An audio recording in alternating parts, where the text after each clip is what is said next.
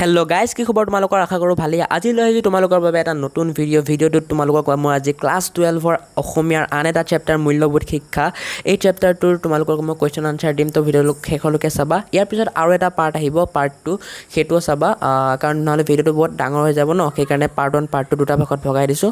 তো অকণমানো দেৰি নকৰাকৈ বোলা আজি ভিডিঅ'টো ষ্টাৰ্ট কৰোঁ। চেপ্টাৰটোৰ নাম হ'ল মূল্যবোধ শিক্ষা।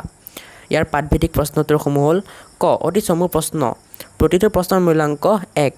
ভাৰতবৰ্ষৰ প্ৰাচীন শিক্ষা ব্যৱস্থাৰ মূল আধাৰ কি আছিল? ইয়াৰ উত্তৰ হ'ল ভাৰতবৰ্ষৰ প্ৰাচীন শিক্ষা ব্যৱস্থাৰ মূল আধাৰ আছিল মূল্যবোধ। প্ৰথম অৱস্থাত মূল্য শব্দটো কি উদ্দেশ্যত ব্যৱহাৰ কৰা হৈছিল? প্ৰথম অৱস্থাত মূল্য শব্দটো কেৱল অৰ্থনৈতিক উদ্দেশ্যত ব্যৱহাৰ কৰা হৈছিল। নৈতিক শব্দটোৰ ইংৰাজী প্ৰতিশব্দ মৰেল শব্দটোৰ উৎপত্তি কোন ভাষাৰ পৰা হৈছে? নৈতিক শব্দটোৰ ইংৰাজী প্ৰতিশব্দ মৰেল শব্দটোৰ উৎপত্তি লেটিন ভাষাৰ পৰা হৈছে।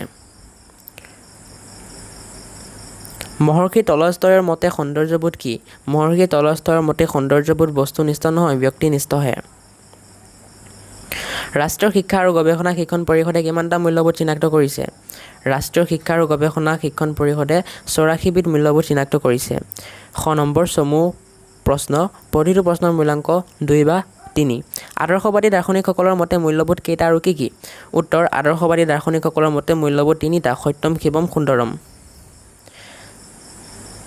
ভাৰতীয় দৰ্শনে মূল্যবোধক কেইটা শ্ৰেণীত ভাগ কৰিছে আৰু কি কি? ভাৰতীয় দৰ্শনে মূল্যবোধক 4টা শ্ৰেণীত ভাগ কৰিছে: ধৰ্ম, অৰ্থ, কাম আৰু মোক্ষ। প্ৰকৃততে মূল্যবোধক কি দৃষ্টিকোণৰ পৰা বিচাৰ কৰা হয়? প্ৰকৃততে মূল্যবোধক সামাজিক দৃষ্টিকোণৰ পৰাহে বিচাৰ কৰা হয়। সহজ অৰ্থত মূল্যবোধ মানে কি? আমাৰ সামাজিক জীৱন সুস্থভাৱে পৰিচালনা কৰিবলৈ বা মানুহে শিক্ষণ আৰু সামাজিকীকৰণৰ যোগেদি আয়ত্ত কৰা কিছুমান নীতি আৰু আদৰ্শ হৈছে সহজ অৰ্থত মূল্যবোধ। মনোবিজ্ঞানীসকলে শিশুৰ নৈতিক বিকাশৰ বিষয়ে কেইটা আচৰণৰ কথা চিনাক্ত কৰিছে আৰু কি কি? মনোবিজ্ঞানীসকলে শিশুৰ নৈতিক বিকাশৰ বিষয়ে 4টা আচৰণৰ কথা চিনাক্ত কৰিছে। সেইবোৰ হ'ল যুক্তিনিষ্ঠতা, পৰোপকাৰিতা, দায়িত্ববোধ আৰু নৈতিক স্বতন্ত্ৰতা। তো গাইজ, ভিডিঅ'টো আজি ইমানখিনি আছিল। কালিলৈ মই গ নম্বৰৰ দীঘল প্ৰশ্নোত্তৰসমূহ আলোচনা কৰিম পাৰ্ট 2ত। পাৰ্ট 2ৰ লিংক ভিডিঅ'টোৰ ডেছক্ৰিপশ্যনত থাকিব, চাই ল'বা। আজিলৈ বাই বাই। ছাবস্ক্ৰাইব কৰি চেনেলটো বেল আইকনটো প্ৰেছ কৰি দিবা। Bye bye. যোৱা পঢ়াগে, যোৱা পঢ়াগে।